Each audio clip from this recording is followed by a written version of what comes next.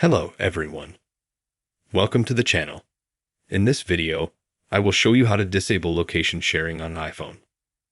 Please subscribe to the channel, like, and watch the video to the end.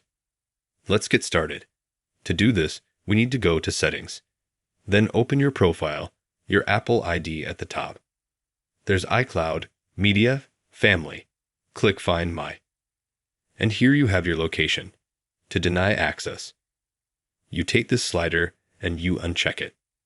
You can also click Find My iPhone and you can experiment with these settings.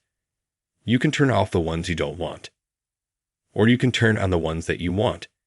And then you can disable location sharing on your iPhone or iPad. If you liked and found my video helpful, you can leave a comment. Subscribe to the channel. Like it. Thank you very much for watching. See you later. Goodbye.